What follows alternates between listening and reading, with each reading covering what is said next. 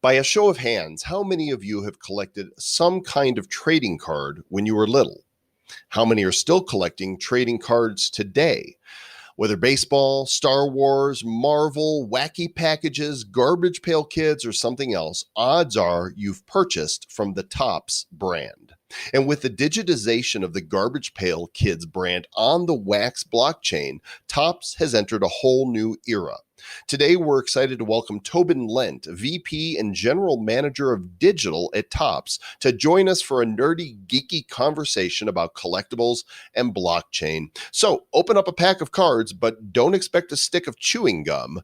This is episode number 424 of the Bad Crypto Podcast. 5, 4, 3, 2, 1, 0, ignition. Who's bad?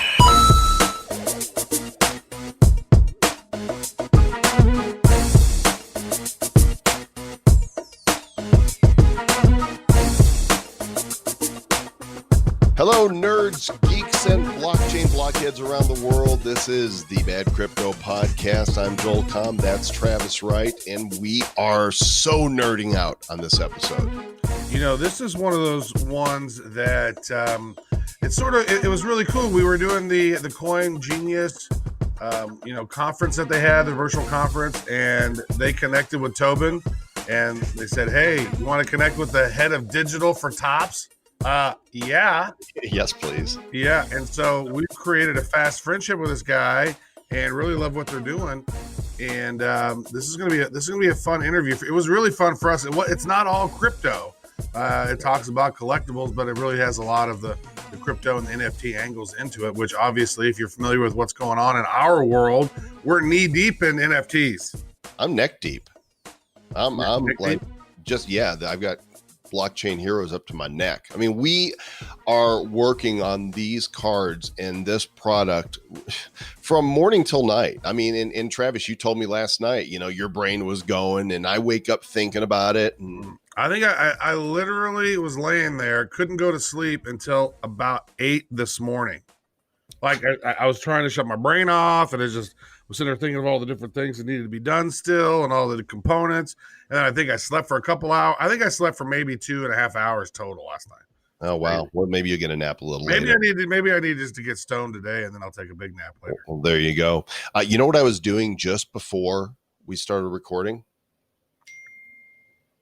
I don't know. You got a message come in. I just got a text. That's not what I was going to say, though. What just happened is I just got done sending $50 in Bitcoin to a number of our listeners. If you guys are waiting on your Bitcoin because you're a U.S. citizen and you signed up for eToro through our link, that Bitcoin should be landing in your wallet. If you have not gotten $50 in Bitcoin from us yet, odds are it's because you haven't signed up for eToro. This is the app that has 14 popular coins in it, millions of registered users around the world, copy trader functionality, no hidden fees, low spreads, no commissions. Go to badco.in/eToro. We want to send you $50 in Bitcoin. So go ahead, do it today, get your account set up, start trading, and get that 50 buckaroos in BT to the C, yo. Yeah, and who loves you? See, Bad Crypto loves you. See what we're doing? See how we try to help you? We love you so much. We're giving you a big bad hug right now. Oh, it's so sweet. All right, we got Tobin Lent up to the plate. Let's do this. The earth diddeth shaketh. Did you feel it? It happened just a couple months ago. Oh, that was my hunger. I thought that was... You farted. It was neither of those things, although Mr. Travis Wright is very happy because now they have Torchy's Tacos in Kansas City. That is true. Very exciting moment. But that is not the rumbling I was talking about. I was talking about what we are referring to as the Facebook moment for non-fungible tokens. The MySpace moment was CryptoKitties a little more than 2.5 years ago, and the Topps Garbage Pail Kids digital set launched on the Wax blockchain a couple months ago and sold out in 28 hours, created a whole lot of convo in the crypto world, and was really the first time we've seen a major mainstream property end up in the NFT space. And this is just the beginning. And to talk about it today, we've got one of the key men responsible for making this happen. He's the VP and General Manager of Topps Digital. His name is Tobin Lent. And Tobin, welcome to Bad Crypto. Great. Hi, Joel. Hi, Travis. Great to be here. Did you hear Travis fart? I didn't hear it. It must have been. Isn't there one of the Garbage Pail Kids? Is there? I know there's a Potty Scotty. Is there a Farty Marty? I don't know if there's a Farty Marty, but they all several of those guys are pretty gaseous. Yeah. Well, dude, you've got quite a background in gaming and product development, and the whole blockchain thing is pretty new, but you're not new to the space as far as digital goes. So maybe kind of give us just a little bit of your background and how you ended up at Topps and some of the projects you've worked on there. Sure. So I've been in really digital for close to 20 years now, and most of my career has been in the mobile game space. And I really got started at the beginning of the mobile games industry in North America. Was working at a studio that was doing really the very first games that went on to mobile networks. These were old arcade titles from Atari, those kinds of things. And gradually built up a career over time as a founder and CEO of my own mobile games companies. The big one was Punch Entertainment that we built up and did some award-winning games, and then we were acquired by DNA. Yeah. So what games would we maybe be familiar with? Our biggest one was Reign of Swords, and that got a lot of awards. The biggest one was Game of the Year by IGN and several other places. So we were pretty proud of that. It was a very groundbreaking game. You could actually play across PC and mobile. It was a strategy game, a little bit similar to Advance Wars. Really fun to make, really fun to play. We were proud of that one. Yeah, that's really cool. So what was the process like, sort of going from 0 to 60 on creating a game from the ground up, specifically for mobile? Like, what kind of it seems like that'd be kind of a daunting task. Well, it is, and you always want to start with, some mechanics you think are going to resonate with players. But, at that time in mobile, it was a completely new space. And so it was like right when the iPhone came out. This was actually before that. So if you remember the feature phones, so we were that early, and to try to do, a game like that on feature phones was pretty challenging. Right. But we were pretty ambitious and we went for it. And, it's a lot of hard work. And at that time, the biggest challenge that we had was trying to get a really great game working on 300 different handsets that all have different specifications. Thanks to Android, right? Yeah. I mean, it was Android, and back then it was Brew. Nokia and all those other ones, all those different J2Me. Yeah. It was a nightmare. And the Motorola and we had a whole wall just filled with phones. Basically that we had a port to. Did you design it for the, the car phone that had the cable on it still? Basically, the Miami Vice phone. But that's why when the iPhone came along, that was just incredible. We had one platform to worry about, one gateway to worry about, and that's when the industry really started to take off. Topps is just, we all grew up with Topps, right? You guys have produced some of the biggest brands for collectible trading cards. Of course, all of us as young, little boys and young men collected baseball cards. I collected Star Wars cards from the moment they came out in 1977, recently auctioned off series 1, 2, and 3 on eBay. You guys, of course, have had the Garbage Pail Kids. There's other brands as well. WrestleMania, I think, is one of your brands. Yep.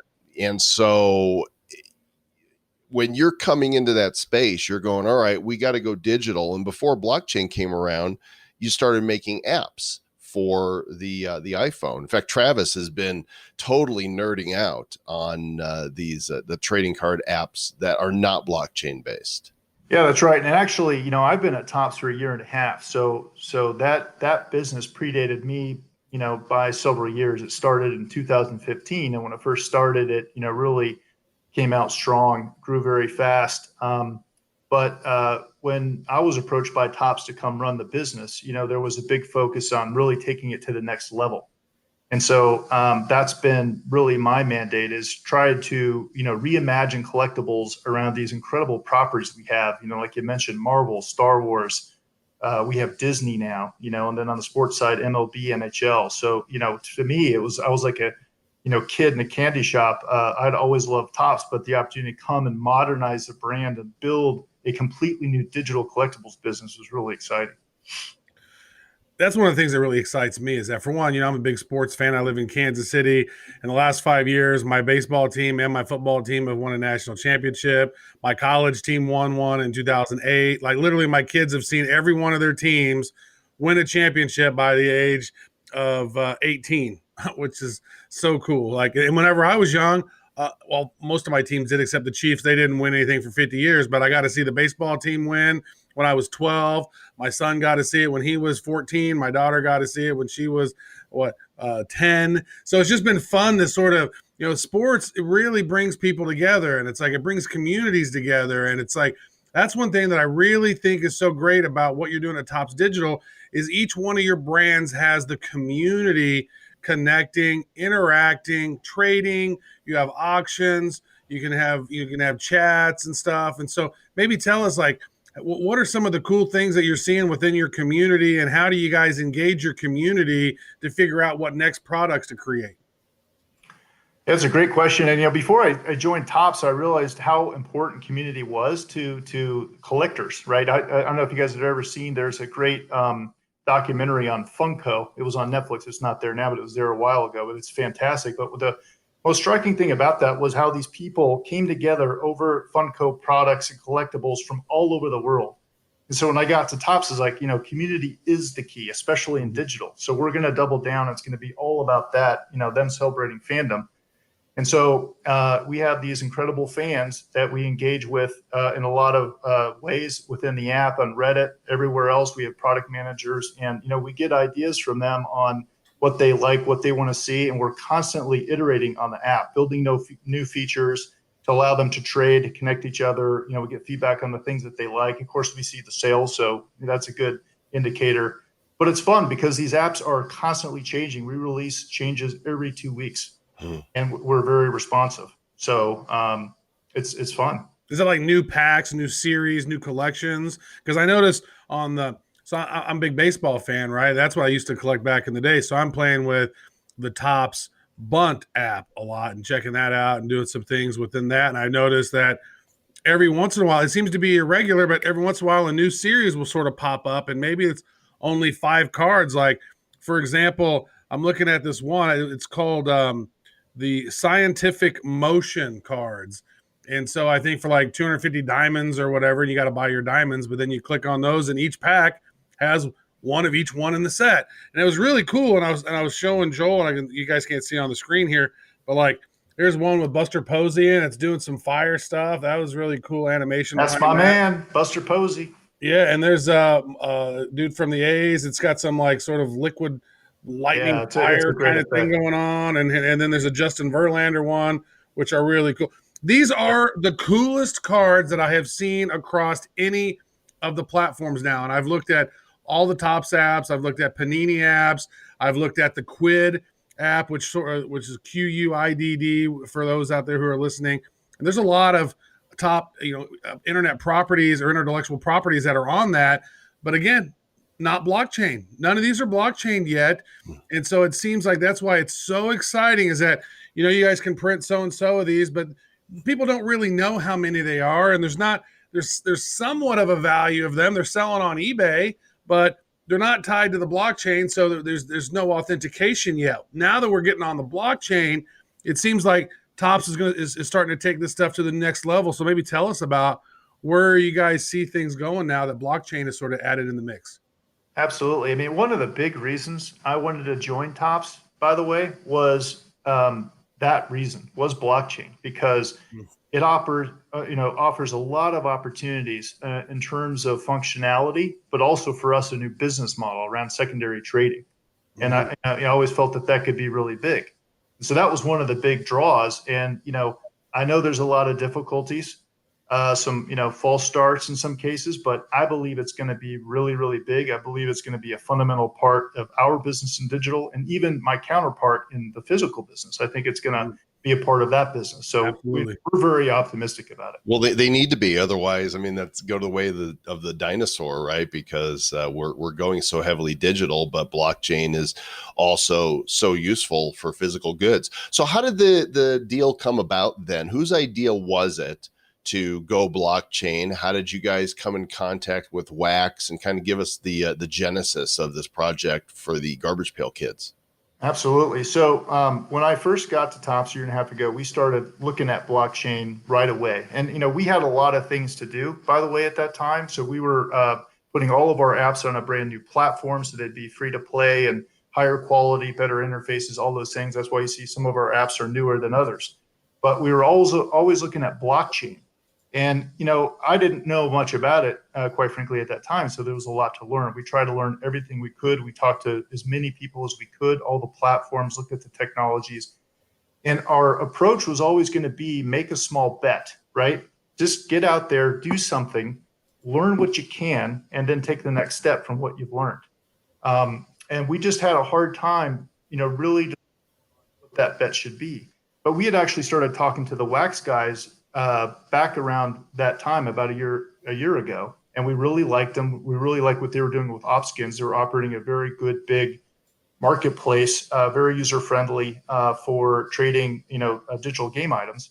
And we were just kind of waiting for them to get to the point where they had their blockchain up and running. And so once they did, we made a move, and luckily it was a good result.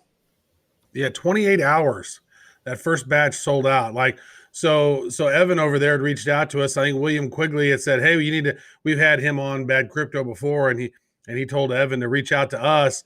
And this was after the mega packs were already gone, and so those were already sold out in 7 hours. And I think by the time that they had told us about it, they gave us a few packs to open up and to test out to see what was going on.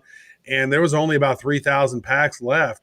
And then I know Joel and I started buying some packs. And the next thing you know, somebody bought like the last 1,500 packs or something. They were gone. And so it was the most unbelievable dopamine hitting sort of thing to go through this and open these up, and then seeing the various different types of cards and watching this whole process evolve in the secondary market. Now, as you mentioned, I don't know if that has been mentioned in this interview yet, but there's 110,000 cards total.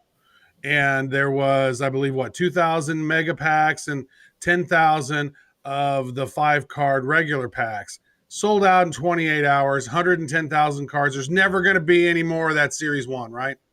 There won't be. They're done.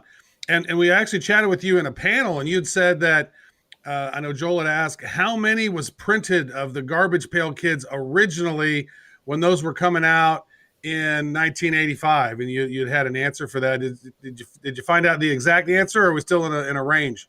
No, that was too long ago. Nobody remembers, but it was definitely, around the 5 million mark. So there are a lot of cards out there. Yeah. That's a lot. 5 million minimum. And, a lot of the total of all the cards. Of a particular series. Of Series 1. Yeah. Series 1. So 5 million minimum compared to a hard stop of 110,000 that we know, which explains why the secondary market for these things, once they sold out, went up 20 to 30x. I mean, I had a few extra packs that I had bought, and I sold a pack that I paid $4.95 for $100 or so, because people still wanted to get, see if they had a chance at these collector's editions. So how surprised were you to see them all sell out in 28 hours? Well, I'd like to say I was really surprised. We had different schools of thought internally as to how fast this would sell out. My CEO asked me, what did I think? And I said, look, I think there's an 80% chance they'll sell out within a day. The reason I thought that was because this is the first time Topps is on the blockchain. People will be interested in that. GPK is kind of a fun pulp culture phenomenon. So I thought there was a pretty good chance that they would, but I think that might have been more wishful thinking. I was still surprised, right? How fast it happened, particularly if you look at the mega packs. I mean, those went like lightning. and because the odds were better, and I think people were not really that price sensitive. And so then when it came to the standard packs, we were seeing those slowly go down. But then when we put a label showing how many were left, and it was getting to the end, all of a sudden, instead of going down slowly, we got to a point like there were 1,600 packs left, and they disappeared immediately. I was literally thinking, I was like, man, I think these packs might end up. For one, I was going, oh man, are you serious? I just spent $200, $300, $400 on the. I'm a dumbass. Like literally, I was like, what a dumb thing to do. And then I was going, no, I think these. I think I'm gonna buy some more. I think I should buy some more because I think it's gonna be valuable. Man, if I'd have put my crypto and bought more of these packs, I could have literally like 35x'd my money at one point. Like it was crazy, these packs. Like Joel said, he sold his one at 100. I sold one pack for $160 that I got for $5. It was just, and I think the mega pack for like $800. Like that was just ridiculous. I couldn't even believe the amount of excitement around that. And it was almost like they would be more valuable to not open them. But then when you do open them and you see all the awesome cards popping out, and you're like, man, I need to collect the whole set. And so it definitely, I think it triggered that nostalgia. It just triggered, the old pop culture thing. And it definitely triggers the dopamine hits, and the community is still raving and excited about it. And now it sounds like we got maybe Series 2 coming on the line. But next up from Tops and Garbage Pail, what's going on next with this? Well, first off, I want to say one of the things that was fun for me is to see how galvanized the community was and the whole ecosystem that grew out of that. That was really fun to see the markets pop up, people contacting me, people talking about it. I was like, wow, we kind of, made a difference here. That was surprising and fun for me, actually. So in terms of what's next, with that first step and that success, we said, hey, yep, we got to keep going. Let's take the next step. And that next step is, of course, GPK Goes Exotic. It's based on a parody of Tiger King. Really fun set. And, that's coming out on Wednesday. I believe that's Wednesday the 8th. And it'll be in 2 days from the time this interview airs, because this show comes out the evening of July 6th. So anything that you can tell us now, because we're recording a few days before, this is embargoed until Monday night the 6th. Well, I can tell you the pack structure is going to be very similar to what it was before, but of course, all new content. It's going to be fun. There are going to be, base cards, uncommon, rare, and super rare. There'll be a collector's edition again, and it's going to be a really fun collector's edition. And the price points will be similar to what we released before. So it'll be a $499 pack, and then I believe it's a $19.99 pack. There will be more cards out this time. So I believe the count is about 240,000. Oh, so you're more than doubling the count. But now in Garbage Pail Kids, there was 41 cards with 2 variations, right? So you had 82 cards plus the other variations for the A's and B's. How many unique Tiger King cards are there? So it'll be a base of 15 cards with A and B. Wait, 15 or 50? 15, 1-5 with okay. A and B. And we'll have, and there'll be of those 4 variants. And then we'll have 3 collector's editions with A and B. Mm-hmm. So that'll be the structure. So how many total different cards is that? Unique cards?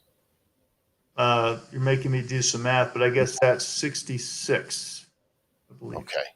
Mm. And how many unique cards were there in the Garbage Pail?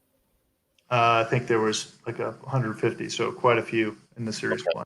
Yeah. So we're going to double them as there's less, so there's going to be more of each variety available.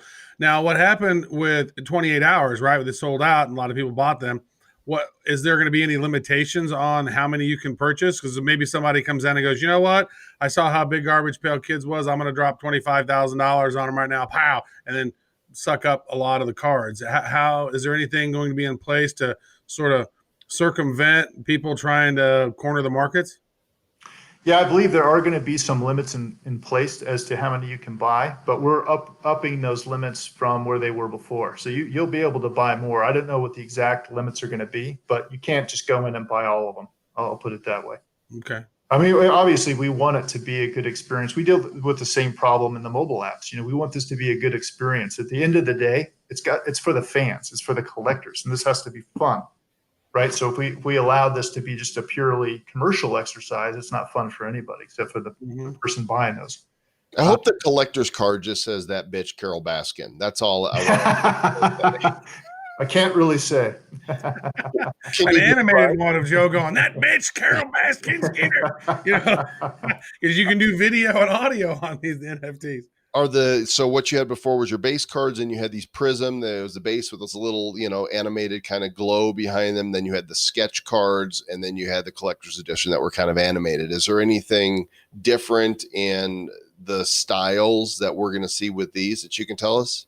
Yeah, for sure. I mean, we will have the prism because we thought that worked out pretty good, but we'll have completely new effects that are special for, this set.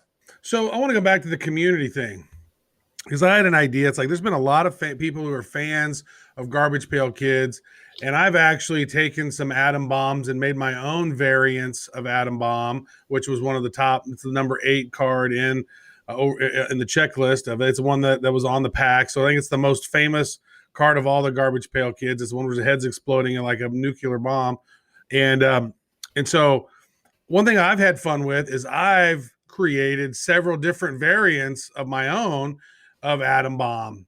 And so what about a potential, like maybe a, fan or crowdsource sort of a series that you could make? Like, look, here's our Garbage Pail Kid properties. Make your own and submit them, and we're going to pick the top 82 or something, and we're going to do a series on those. Is that something you guys have ever considered? Because I think that would be such a fun community deal.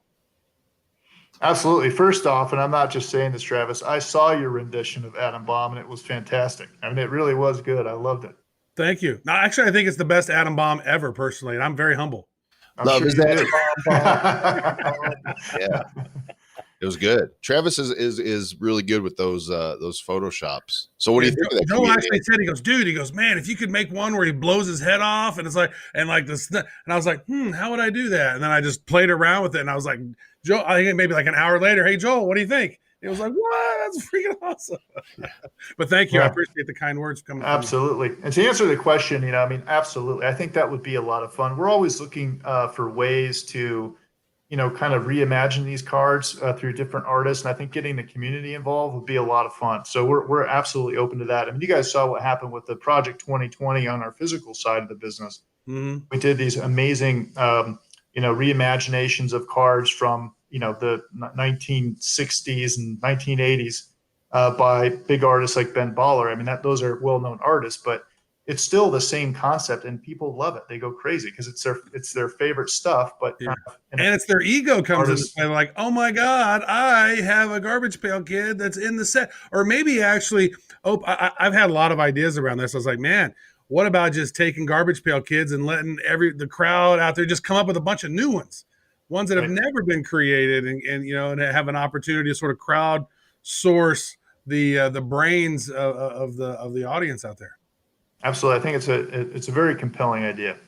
Taking the idea that you had there of doing like a contest and you guys picking them, since this is all blockchain, you could actually release them in the smart contract. So the owner, the creator of the card that you picked, gets a piece of, the secondary market when those cards are sold. So, the market takes their piece, Topps takes theirs, and the artist gets rewarded for having designed something cool. And the more popular it is, the more everybody makes from it.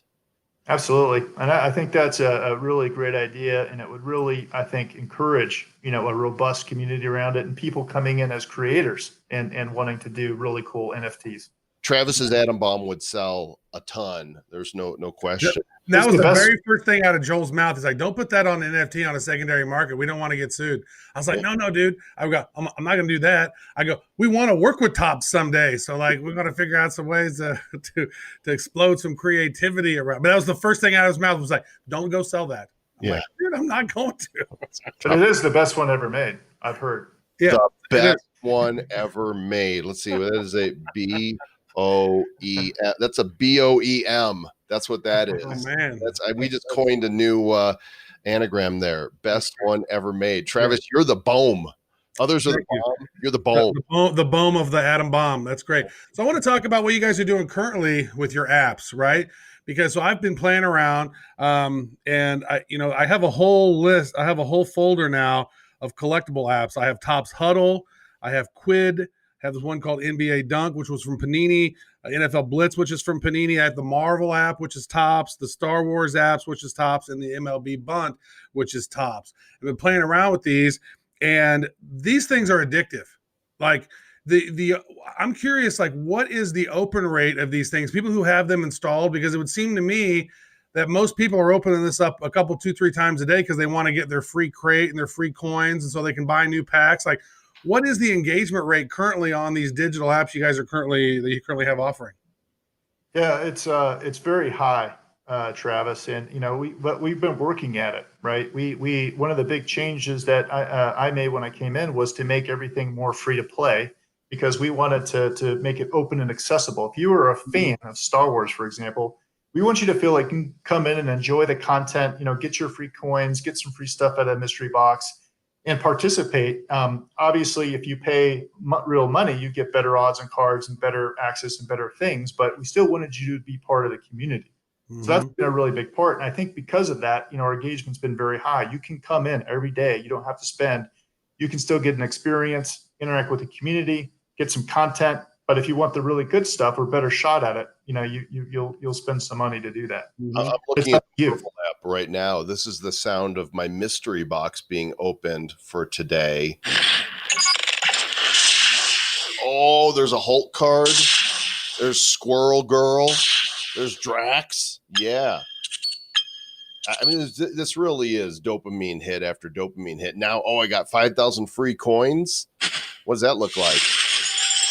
It's raining. It's raining down money. This is fun stuff. And now now that you've seen how blockchain works for your properties, with Star Wars and Marvel and MLB, certainly you have to have your eye on how do we bring these to market.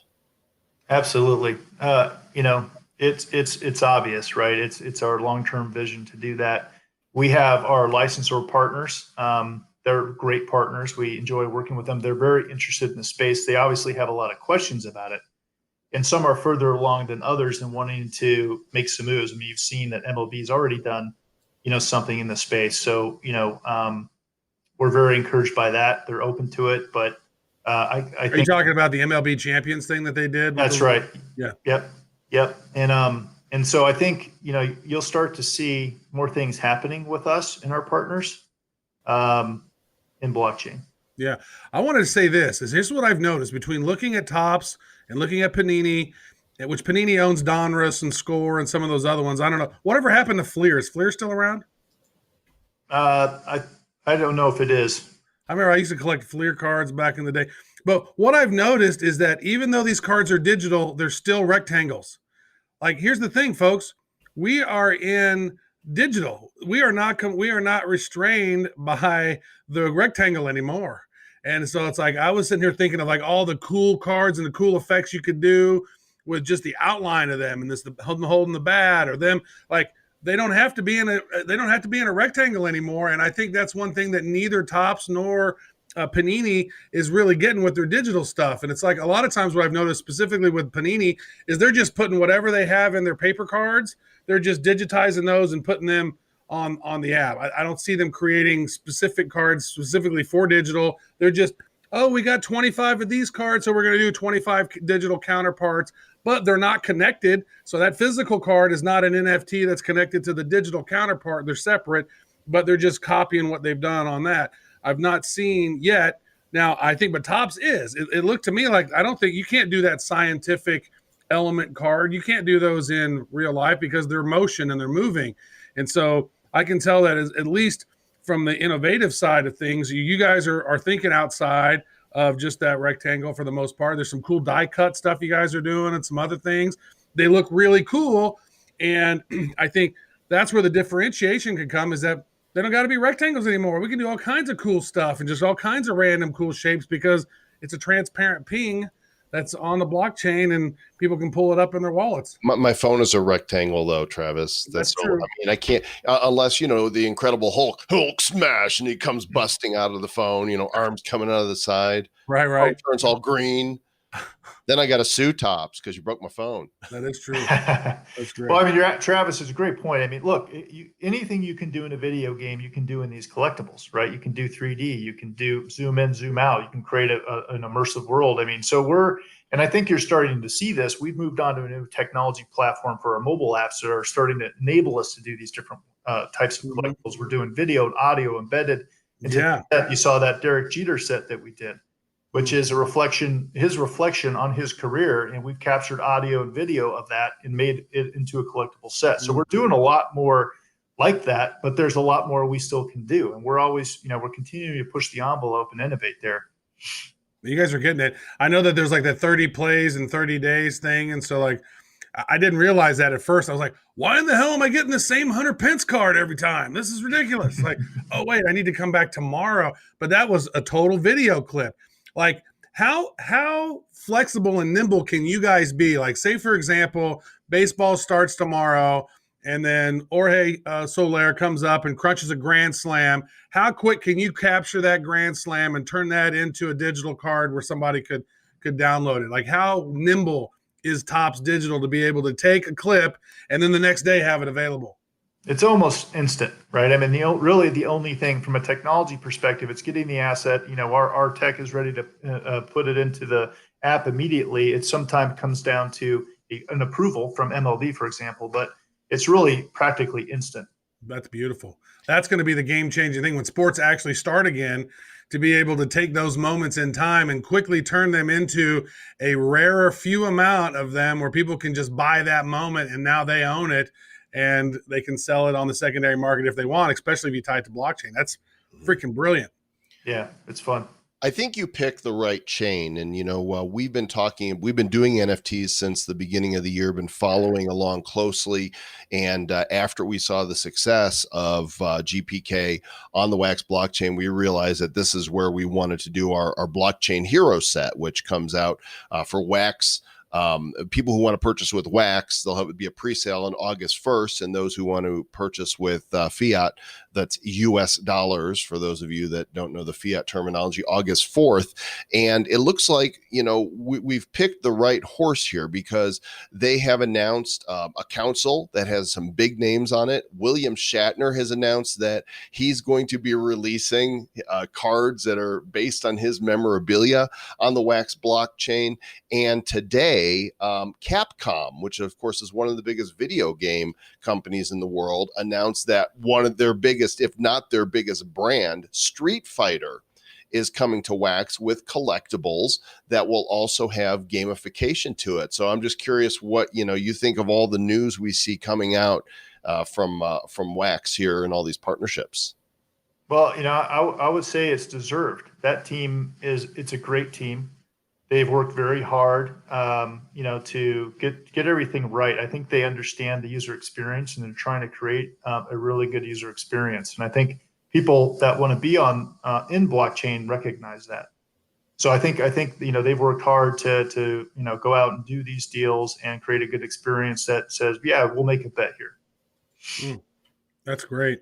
Very exciting. I mean, when you look at all the people who've joined, I mean, just in the last week, I think the head of Marvel Games joined their board, and all kinds of great stuff happening. And then Capcom and Street Fighter. I mean, like, this is just, wow. So many great things are happening.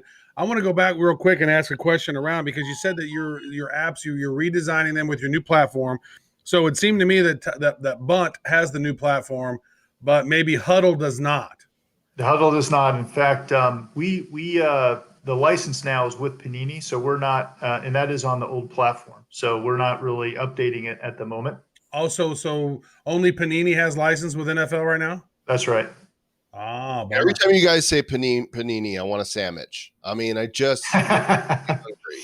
I want a damn. I see.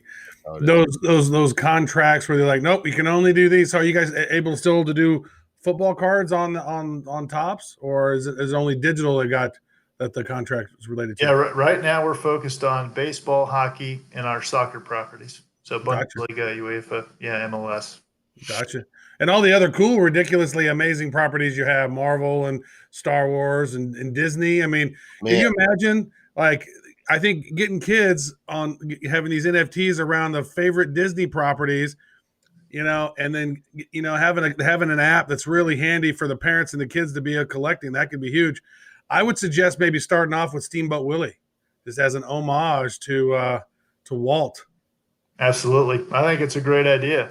Classic. That's where it all started for so Disney. homage, Travis. So homage. I love the homaginess. Yeah, that's great. Well, we're excited about this space. We're really glad to know you. We appreciate you coming on and sharing the future of at least some of the things we can expect here. And the sale of the Tiger King Garbage Pail Kids parody cards will happen on Wednesday, the 8th. Can you provide a website where people will go to get those?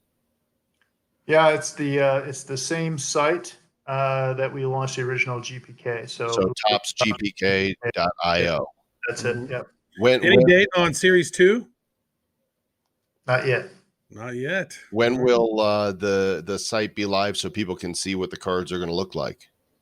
I believe that's all going to happen around that time. I believe we've released some of the cards. It's out there in some of the news sites. So you'll be able to get a sneak peek. A sneaky peeky. There you go, guys. Check it out. I know Travis and I are going to be buying cards. All right. I mean, listen, I was not a GPK collector because I'm a little older. I bought Star Wars and I bought some other, I bought baseball cards. But by 1985, I was a junior in college, and it wasn't, I was past that part. And so I never partook in it. Travis did, but I wanted them just because this is cool and it's fun. So, I'm buying Tiger King too. I think we both have sets too. Don't we both have the base set and the Prism set collected? I am missing an Atom Bomb Prism. Oh, you're missing the Atom Bomb Prism? Yeah, because those are too overpriced. Huh? Oh, how much are they going for right now? An Atom Bomb? 5,000 wax or something? Yeah, I'm looking right now. Too bad. There's a great secondary market site. There's two of them. Collectibles with tables, tables.io is one. And the other one is gpk market, and this is where people are going to buy and sell and trade cards. And if I look up an Atom Bomb Prism right now and I go low to high, the cheapest Atom Bomb Prism is going for $308. The cheapest one, 5,599 wax. That's wild. I'm curious. There's one question I do want to ask about the GPK thing, because I think that the community was a little grumbly about it. Was the golden cards, they thought they were going to be one of each or something, or a couple of each, and they turned out to be just 4 different cards, 25 each. Why was there no Nasty Nick or no Atom Bomb, or was there no idea of which ones were going to be the most popular on that? Or were you guys just kind of guessing which ones they liked, or what was the thought process behind picking the ones that were going to be golden? Well, we picked ones that were good, but not the best, because we figured this wouldn't be the only time we'd be doing it, right? So you might do drops of those goldens of those. Okay, that makes sense. Not the story same. It's still being written. A The different story is still right. being written. Gotcha. That's awesome. All right, Tobin. Thanks, buddy. We appreciate you. Absolutely. Thanks for having me on. So, Mr. Travis Wright, at the time of this recording with Tobin, the Tiger King GPK set was supposed to launch on Wednesday, the 8th. However, there are technical difficulties which are not attributable to neither Wax nor to Tops. They put out a tweet here just a short time ago that says that the launch is delayed. They said 2020, the year of delayed events, which now includes tomorrow's GPK Goes Exotic release. New launch date to be announced soon. The long and short of it is, and I asked Evan Vandenberg, our contact at Wax, who is very frustrated about it. He said it's a minor but annoying integration issue, not a big deal, but needs to be resolved before we can launch. It's a third-party sales tax integration issue. And as soon as they have a new date, they'll announce and they'll give everybody 24-hour notice. And those you'll get that notice in the GPK trading group on Telegram, as well as the wax.io Twitter. site. So unfortunately, there's a delay. He said that it could work out, by the end of the week, but it's really this third party that they're not happy with. That They got to add taxes for each individual state and each individual place, and so they're having troubles trying to get that all integrated. That makes sense. But it's not them doing it. The problem is that the third party that they've hired to do this basically decided to take like 5 days off. Oh, nice. So I have a feeling this is the last time that they'll be using this service. I mean, you have a product launch, pick up the phone and fix it but they obviously didn't care enough to do that. So neither Topps nor Wax is happy. The GPK trading group is not taking it, great, but they understand it's not their fault. So Tobin and Wax, we got your back here, and we'll let you guys know when the Tiger King cards are available. Well, it should. Yeah. So, hopefully that should all get resolved by the time Blockchain Heroes launches, which I'm sure that it will.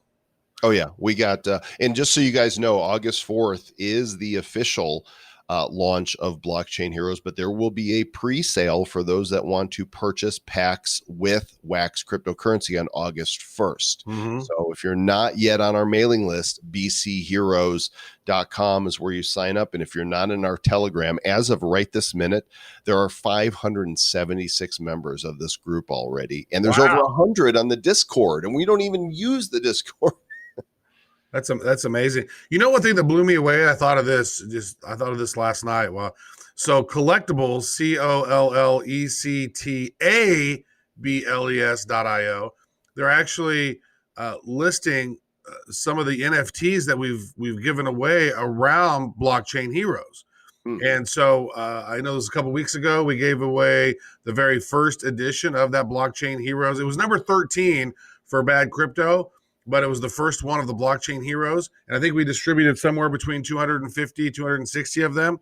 Well, the other night, Mr. Joel Comm, somebody went in and bought most of the ones that were for sale, including ones that was like 1,700 wax, which is like, how much is that? Like almost $100. 1,700 wax is $85.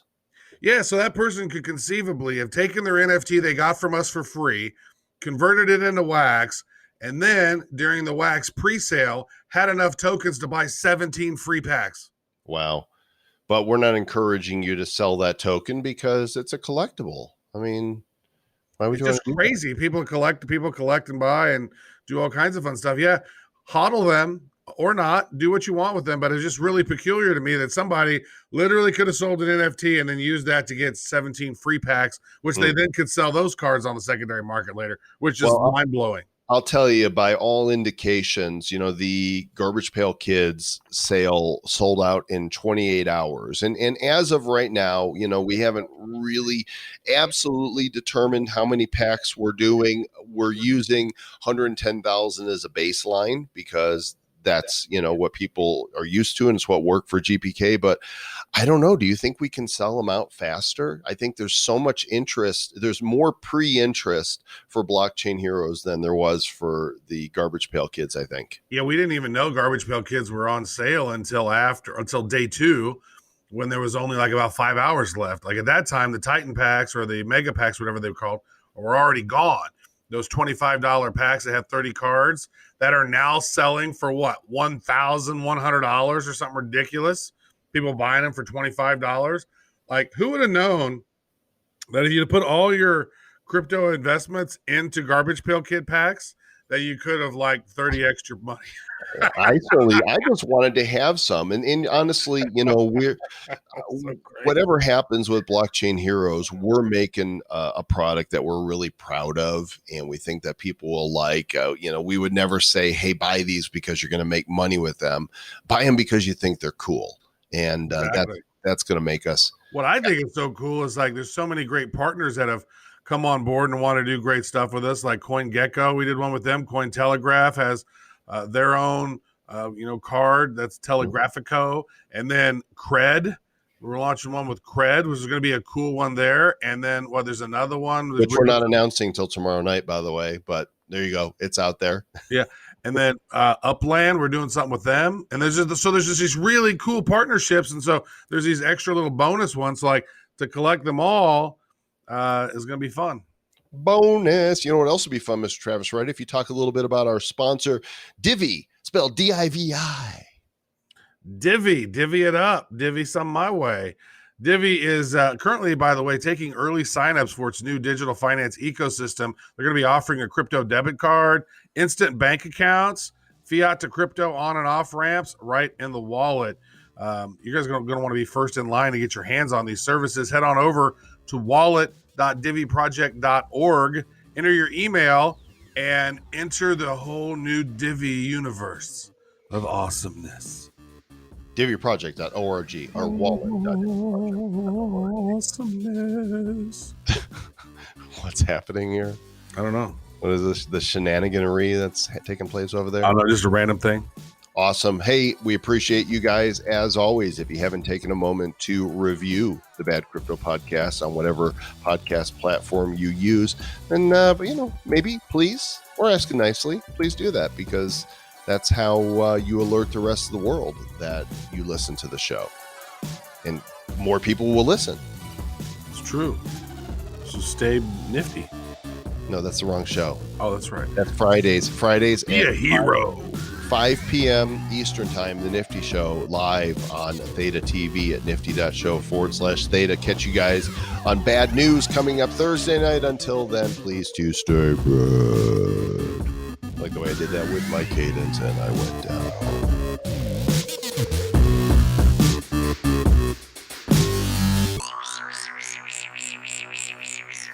Who's bad? The Bad Crypto Podcast is a production of Bad Crypto LLC. The content of the show, the videos, and the website is provided for educational, informational, and entertainment purposes only. It's not intended to be and does not constitute financial, investment, or trading advice of any kind. You shouldn't make any decisions as to finances, investing, trading, or anything else based on this information without undertaking independent due diligence and consultation with a professional financial advisor. Please understand that the trading of Bitcoins and alternative cryptocurrencies have potential risks involved. Anyone wishing to invest in any of the currencies or tokens mentioned on this podcast should first seek their own independent professional financial advisor.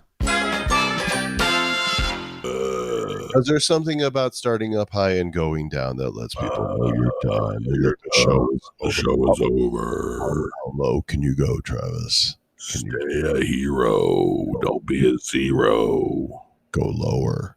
Low. Limbo low.